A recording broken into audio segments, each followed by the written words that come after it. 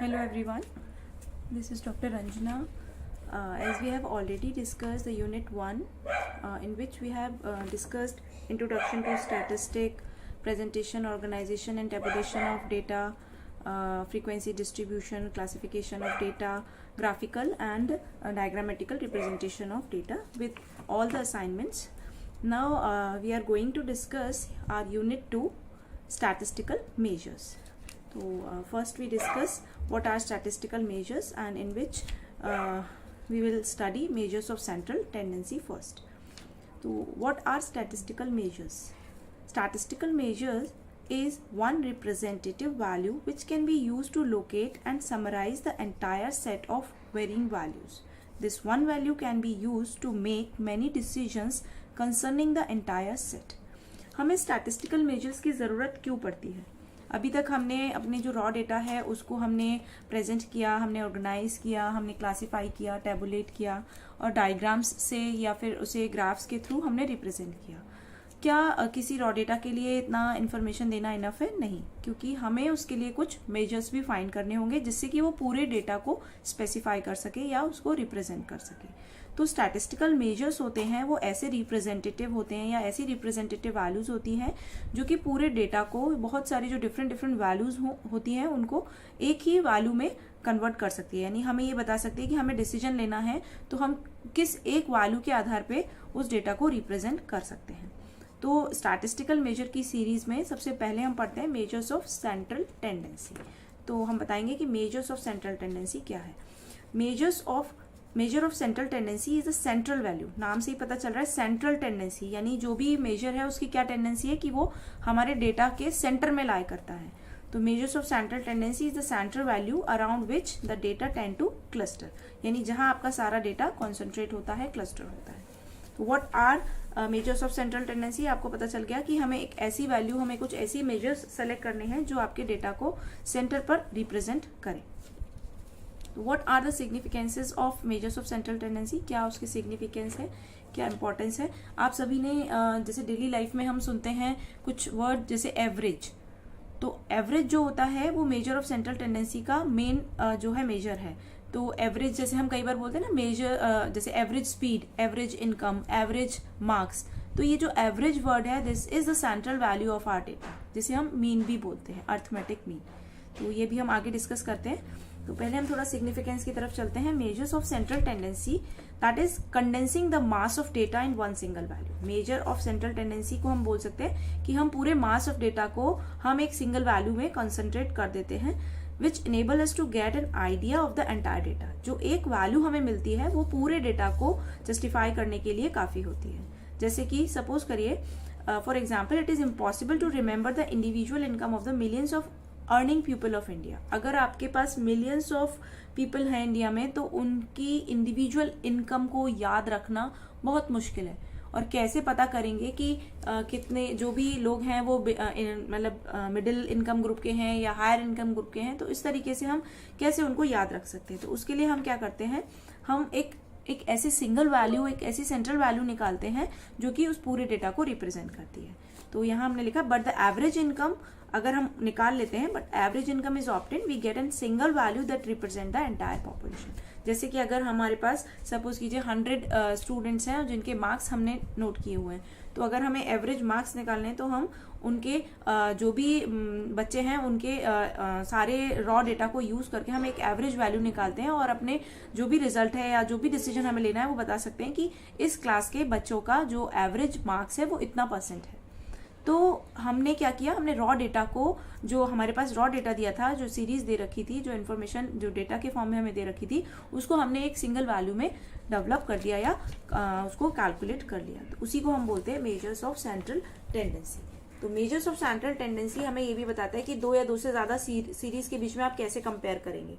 दो सीरीज के बीच में भी कंपेयर कर सकते हैं. जैसे कि अगर आपके पास दो सीरीज में, जैसे अगर हमने यहाँ लिया average sale figure of April which may be compare with the sales of figure of previous month, यानी 2 मंथ लगातार कंसेक्यूटिव मंथ्स की हम सेल्स फिगर को कंपेयर कर सकते हैं एवरेज उनकी सेल से निकाल के.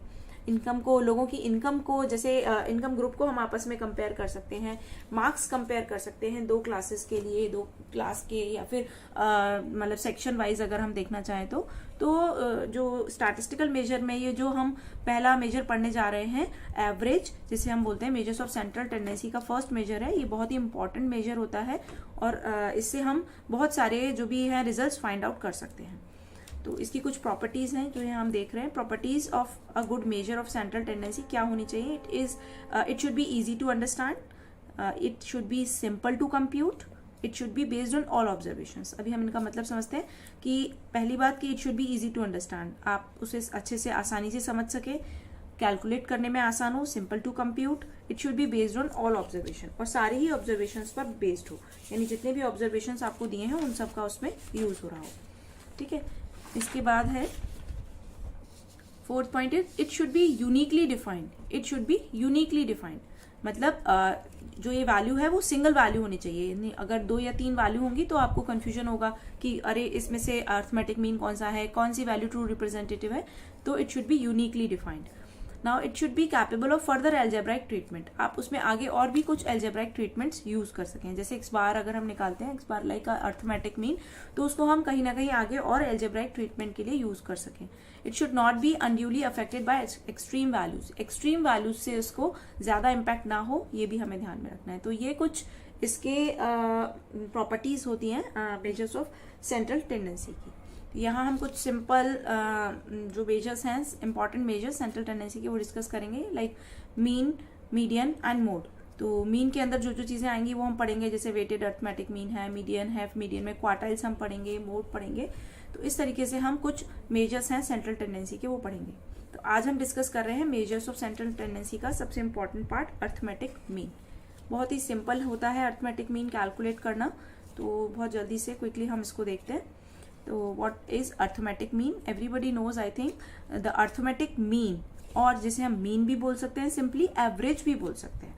तो अर्थमेटिक मीन और the mean is the most commonly use major of central tendency and which is defined as, or which is calculated as, it is being equal to the sum of all the values of observations divided by the total number of observations। अगर हम arithmetic mean की बात करें तो arithmetic mean कैसे निकाला जाता है? सारे ऑब्जर्वेशंस को जोड़ दीजिए, जितने भी रॉ डेटा आपको दिया है, और उसे n से यानी नंबर ऑफ ऑब्जर्वेशन से डिवाइड कर दीजिए। तो यहाँ जो हम ये बात कर रहे हैं ऑब्जर्वेशंस, नंबर ऑफ ऑब्जर्वेशंस, या उनको जोड़ना या उनको डिवाइड करना, तो उससे पहले हम एक चीज और आपको बता देते हैं। यहाँ पे ये कुछ हमने ये लिखा है, देखिए कि अर्थमेटिक मीन निकालने के लिए हमें 2 तरीके की सीरीज दे सकते हैं। एक वो दे सकते हैं अनग्रुप्ड सीरीज, और एक दे सकते हैं grouped series. Arithmetic mean for individual और ग्रुप्ड, अनग्रुप्ड सीरीज, और arithmetic mean for group series. और here we have 2 methods, direct method and shortcut method. तो ये 2 मेथड के साथ हम इन दोनों सीरीज को सॉल्व करेंगे विद अर्थमेटिक मीन। ठीक है, तो कुछ फॉर्मूलाज हम आपको पहले एक्सप्लेन करते हैं और उसके बाद फिर हम आपको कुछ कुछ एग्जाम्पल के साथ उसको एक्सप्लेन करेंगे। तो यहाँ फॉर्मूला क्या है वो देखते हैं। Formula for direct method of both the series, पहला है अनग्रुप डेटा के लिए। तो अनग्रुप डेटा कैसा होता है? Discrete series. देखिए, द ऑब्जर्वेशंस आर एक्स आपका वेरिएबल है, यहाँ आप ध्यान रखिएगा एक्स वाई जेड जो भी नोटेशन हम दे रहे हैं वो वेरिएबल्स के लिए है। एक्स और उसकी कुछ वैल्यूज, जैसे सपोज x आपका मार्क्स है, तो these are the marks of different students, x1, x2, x3 up to xn। n क्या है? नंबर ऑफ ऑब्जर्वेशन, यानी कितने स्टूडेंट।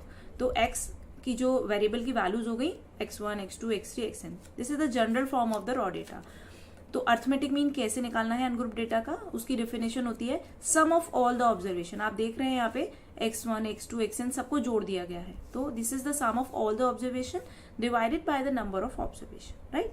तो इसको अब हम एक जनरल फॉर्मूला, बार बार हम इतना लंबा फॉर्मूला नहीं लिखेंगे, हम एक जनरल फॉर्मूला लिख देंगे। सम किया गया है तो सबमिशन हमने यहाँ लगा दिया है, सबमिशन का साइन होता है ये, आप सबको पता है सबमिशन का साइन, और उससे x, यानी हमने x के ऊपर सम लगाया है, x की जो वैल्यूज है उनके ऊपर सम लगाया है, और उसे total number of observation n से हमने यहाँ डिवाइड कर दिया है। तो अर्थमेटिक मीन कैलकुलेट होकर आया है, अर्थमेटिक मीन कैलकुलेट होकर आया है like summation x divided by n। This is for ungroup data. Now for grouped data हम दोनों के लिए एक बार में फॉर्मूला डिफाइन कर रहे हैं। यहाँ पे x जो वैल्यूज टेक करता है x1, x2, x3 up to xn, और जो एफ वैल्यू है वो है फ्रीक्वेंसी। ग्रुप डेटा में क्या होता है, या तो क्लास इंटरवल आपको दिए होते हैं या आपको वेरिएबल की वैल्यूज के साथ उसकी फ्रीक्वेंसी दी होती है। तो यहाँ हमें क्लास इंटरवल की जगह वेरिएबल वैल्यूज दी है और उसके साथ उसकी फ्रीक्वेंसी जरूर दी होगी। तो ग्रुप डेटा है ये। तो ग्रुप डेटा में हमने क्या दिया कि ये वेरिएबल इतनी बार अकर करता है, ये वेरिएबल इतनी बार अकर करता है, x1 f1 times, x2 f2 times. तो how could you find the total number of observation? तो आप कैसे निकालेंगे, x1 को मल्टीप्लाई करेंगे f1 से, फिर x2 को f2 से, फिर x3 को f3 से और उसके बाद xn को fn से, और उन सबको जोड़ देंगे। तो this is the total sum of all the observation. तो यहाँ आपने देखिए क्या किया, sum of all the observation divided by number of observation. So what are the number of observations? यहाँ आपकी जो ऑब्जर्वेशन है वो है, कितने ऑब्जर्वेशन है, f1 plus f2 plus f3 plus fn, क्योंकि एक वेरिएबल f1 टाइम्स है, दूसरा वेरिएबल f2 टाइम्स है, तो टोटल कितने आपके पास ऑब्जर्वेशन है, इन सब का आपको सम निकालना होगा। तो this is the arithmetic mean for grouped data. तो आप देखिए ग्रुप डेटा के लिए अर्थमेटिक मीन हम यहाँ कैलकुलेट कर रहे हैं। Arithmetic mean is equal to summation F X upon summation X. Summation F X का मतलब है एफ इंटू एक्स पर समीशन लगाया है। पहले एफ एक्स कैलकुलेट करेंगे for each and every variable and then find the sum divided by the total number of observation. So this is the formula for direct method of both the series ungrouped and for group data. So now we are taking some example for both the series. यहाँ देखिए ये हमने formula लिखा हुआ है जब भी हम पढ़ रहे थे. The arithmetic mean is defined as being equal to the sum of all the values of the observations divided by the total number of observation and symbolically it can be represented by X bar is equal to summation X upon N. ये सब मैंने यहाँ indicate किया है. Summation x का मतलब हो गया sum of all the values, sum of the values of all the observation and small N be the number of the observation, total number of the observation. Let us take an example to understand clearly. Here is the example. Let us consider the monthly salary of 10 employees of a firm. ये एक individual series है. आप देख रहे हैं एक individual series है sorry, जिसमें आपको 10 employees, 10 employees जो है किसी फर्म की, उनकी monthly salaries दे रखी है 2500, 2700, 2400 and so on. Now you have to find out the arithmetic mean. तो कैसे हम अर्थमेटिक मीन फाइंड करेंगे? अभी हमने बताया आपको इंडिविजुअल सीरीज के लिए अर्थमेटिक मीन फाइंड करने के लिए we have to add all the observation by using calculator. इन सबको आप जोड़ दीजिए, ये देखिए मैंने एक साथ लिखा भी है, और डिवाइड कर दीजिए 10 से. 10 मतलब नंबर ऑफ ऑब्जर्वेशन. तो वी हैव 10 एम्प्लॉइज, तो आपने 10 से डिवाइड कर दिया and you will find x bar is 2530. तो हमारा जो रिजल्ट आया वो क्या आया? Therefore, the average monthly salary is 2530. तो जो 10 लोगों का जो ग्रुप था फर्म में, उनकी जो मंथली सैलरी हमें पता थी, तो अब हमें ये पता चल गया. तो उनकी एवरेज जो सैलरी उनको मिलती है वो मिलती है 2530. ठीक है. तो ये जो है डेटा हमने लिया था अनग्रुप डेटा. ठीक है. तो अब हम इसको क्वेश्चन को करेंगे फॉर ग्रुप डेटा. अगर हम ग्रुप डेटा के लिए अर्थमेटिक मीन निकालते हैं तो किस तरीके से निकालते हैं, ये अभी आपको मैंने सारा फॉर्मूला डिफाइन किया था. When the observation are classified into a frequency distribution, तो हमें क्या करना है, mid points of the class interval would be treated as a representative average value of that class. कहने का मतलब यह है कि अगर आपको सपोज, मैं आपको बताती हूँ, क्लास इंटरवल अगर आपको दिए हुए हैं, सपोज जैसे अगर आपको क्लास इंटरवल दिए हैं, मैं आपको यहाँ एक एग्जाम्पल से समझाती हूँ. 0 to 10, 10 to 20, 20 to 30. Then what is an average? तो x क्या होगा? x क्या होगा? अब आपको क्लास इंटरवल दिया है, then how could you find x? कैसे x फाइंड करेंगे? x is the mid value of each class and how could you find each mid value? ये हम पढ़ चुके हैं पहले. ये होती है लोअर बाउंड्री, ये होती है अपर बाउंड्री. दोनों को ऐड करते हैं एंड डिवाइड बाई 2, यानी 0 + 10 divided by 2 which is equal to 5. तो ये आपका आता है मिड वैल्यू. तो हर एक क्लास की ये मिड वैल्यू आपको पता चल जाती है. तो इस तरीके से आप मिड वैल्यू निकालते हैं. तो यहाँ पे जो हम ग्रुप डेटा यूज कर रहे हैं, वहां पे जो x है या तो आपको गिवन होगा और फ्रीक्वेंसी गिवन होगी, और अगर x गिवन नहीं है तो आपको क्लास इंटरवल दिए होंगे and you can find the mid value which is equal to x. ठीक है. ये हमने यहाँ देखिए डायरेक्ट मेथड से फॉर्मूला लिखा हुआ है. तो अब हम आपको बताते हैं कि किस तरीके से इसको इसका जो न्यूमेरिकल है वो लेते हैं, उसको सॉल्व करते हैं. ये देखिए, find out the average monthly cell of 200 firms. ये आपको मंथली सेल्स दे रखी है, ये आपको दे रखी क्लास इंटरवल में, और ये दे रखी है नंबर ऑफ फर्म्स. ये आपको डेटा गिवन है. This is the class interval 300 to 350, 350 to 400, 400 to 450, and the last is 700 to 750. And these are the number of forms, यानी frequency. So in this case, firstly you have to find out the mid point or the mid value, यानी 300 और 350 के बीच की value. तो वो कैसे निकालेंगे, अभी मैंने आपको बताया 300 प्लस 350, तो हो गया 650, and 650 divided by 2 is 325. 350 plus 400 यानी 750, 750 divided by 2 is 375. 400 plus 450 divided by 2, 400 plus 450 is 850, and 850 divided by 2 is 425. तो इस तरीके से ये सारे मिड पॉइंट्स आपके आ गए. एक्स, ठीक है, एफ आपको गिवन है, समीशन एफ आपको कैलकुलेट करना है, ये आपको फॉर्मूला में यूज करना है. और एक चीज और करनी है, समीशन एफ एक्स. तो समीशन एफ एक्स निकालने के लिए आपको एक कॉलम जनरेट करना होता है जिसे हम बोलते हैं एफ इंटू एक्स, यानी पहले एफ और एक्स को मल्टीप्लाई कीजिए, जो आपको देगा टोटल नंबर ऑफ मतलब सम ऑफ ऑल द वैल्यूज. जैसे हमने इंडिविजुअल सीरीज में किया ना, सम ऑफ ऑल द ऑब्जर्वेशन, वो चीज हमें यहाँ मिलेगी, क्योंकि यहाँ एक वेरिएबल जो है वो नंबर ऑफ टाइम्स दिया हुआ है. जैसे 325 5 टाइम्स है, 375 14 टाइम्स है. तो इस तरीके से हमने ये एफ एक्स का कॉलम तैयार किया. एफ एक्स मतलब 5 इंटू, ये हमने कैसे कैलकुलेट किया, 5 इंटू 325 से. और ये कैसे कैलकुलेट किया हमने, 14 इंटू 375 से. ये हमने कैसे कैलकुलेट किया, 23 इंटू 425 से. इसी तरीके से ये सारी वैल्यूज हमने निकाली. And now the next step is to add these values. इस कॉलम में आप सारी वैल्यूज को ऐड कर दीजिए, and you will find summation F X, and put these two values in our formula for the grouped data series. X bar is equal to summation fx upon summation f, which is equal to ये आपने निकाल लीजिए आप इस values को 102,000 divided by 200, 1,02,000 divided by 200. आप इसे solve करिए तो आपको मिलेगा 510. तो ये this 510 is what, this is what the arithmetic mean of that particular series. Hence the average monthly sale are ₹510. तो आपको एक चीज और बताएं, आप इसमें जो भी एवरेज वैल्यू निकालेंगे हमेशा याद रखिएगा, एक तो वो सेंट्रल वैल्यू होती है, हो सकता है वो डेटा में लाई करे, आपके जो भी रॉ डेटा आपको दिया उसमें हो या ना हो, लेकिन वो वैल्यू हमेशा एक्सट्रीम वैल्यू के अंदर ही होती है. एक्सट्रीम मतलब मिनिमम वैल्यू और मैक्सिमम वैल्यू के बीच में ही होगी. कई बार हम कैलकुलेशन में मिस्टेक कर देते हैं और हमें लगता है कि हमारा आंसर, जैसे सपोज यहाँ 510 की जगह आ गया 810, हमने गलती से इसमें डिवीजन करते समय हमने कुछ मिस्टेक कर दिया और हमने यहाँ लिख दिया 810, विच इज रॉन्ग. वो आपका आंसर रॉन्ग होगा, क्योंकि 810 इसका अर्थमेटिक मीन नहीं हो सकता. Arithmetic mean always lies between the lower limit and the upper limit, यानी जो मिनिमम वैल्यू है यानी एक्सट्रीम वैल्यूज के बीच में ही होगा, सेंटर में कहीं पे. तो इसलिए आप थोड़ा सा इस चीज का ध्यान रखेंगे कि किस तरीके से हम अपने आंसर को भी टैली कर सकें. तो आज हमने जो लेक्चर दिया है उसमें हमने आपको ये बताया कि मेजर्स, पहले तो स्टैटिस्टिकल मेजर्स क्या है. स्टैटिस्टिकल मेजर्स की सीरीज में हमने पढ़ा कि सबसे पहले मेजर्स ऑफ सेंट्रल टेंडेंसी क्या है, उसमें कौन कौन से मेजर्स हैं. तो उसका पहला मेजर हमने पढ़ा अर्थमेटिक मीन, जिसमें भी अभी हमने क्या पढ़ा है, सिर्फ डायरेक्ट मेथड. दो मेथड है, डायरेक्ट और शॉर्टकट.